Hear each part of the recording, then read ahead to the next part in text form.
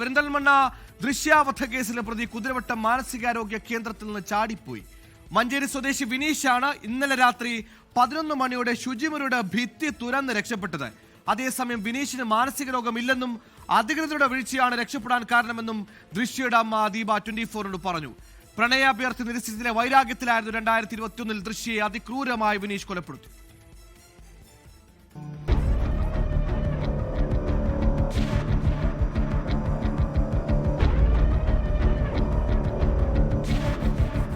രാത്രി 11 മണിയോടെ കുതിരവട്ടം മാനസികാരോഗ്യ കേന്ദ്രം ജീവനക്കാർ പരിശോധനയ്ക്കെത്തിയപ്പോഴാണ് വിനീഷിനെ കാണാനില്ലെന്ന് തിരിച്ചറിഞ്ഞത്. രാത്രി 10 മണിവരെ ഫോറൻസിക് വാർഡായ 3-ൽ ഇയാൾ ഉണ്ടായിരുന്നു. പിന്നീട് നടത്തിയ അന്വേഷണത്തിലാണ് ശുചിമുറിയുടെ ചുമര് തുരന്ന് രക്ഷപ്പെട്ടുവെന്ന് മനസ്സിലായത്. രണ്ടാം തവണയാണ് മാനസികാരോഗ്യ കേന്ദ്രത്തിൽ നിന്ന് ഇയാൾ രക്ഷപ്പെടുന്നത്. 2021 പെരിന്തൽമണ്ണ സ്വദേശിനി ദൃശ്യയെ വിവാഹാഭ്യർത്ഥന നിരസിച്ചതിന് പ്രതി കൊലപ്പെടുത്തിയത്.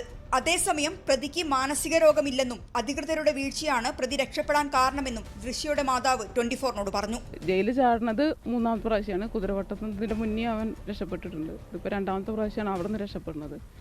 കഴിഞ്ഞ പ്രാവശ്യം വേഗം കിട്ടി. ഇപ്രാവശ്യത്തെ സ്ഥിതി എന്താണെന്ന് അറിയില്ല. ഇപ്പോൾ എൻ്റെ ഹസ്ബൻഡ് മരിച്ചിട്ടുണ്ട്. ഞാനും എൻ്റെ മോള് മാത്രമേ ഉള്ളൂ. അതുപോലൊരു ക്രിമിനൽ പുറത്ത് ഇരിക്കുമ്പോൾ ഞങ്ങളെപ്പോലുള്ളവരെന്താ ചെയ്യുക? ഈ മാസം 10-നാണ് മാനസികാസ്വാസ്ഥ്യം പ്രകടിപ്പിച്ചതിനെ തുടർന്ന് പ്രതിയെ ഇങ്ങോട്ട് മാറ്റിയത്.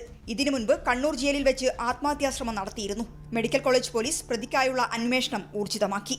24 കോഴിക്കോട്. ലോകത്തെവിടെയായാലും ഏത് സമയത്തും 24 വാർത്തകളും ഓഗ്മെന്റഡ് റിയാലിറ്റി പാക്കേജുകളും എക്സ്പ്ലെയിനറുകളും വിശദമായി കാണാൻ ഞങ്ങളുടെ യൂട്യൂബ് ചാനൽ നിങ്ങൾക്ക് സബ്സ്ക്രൈബ് ചെയ്യാം.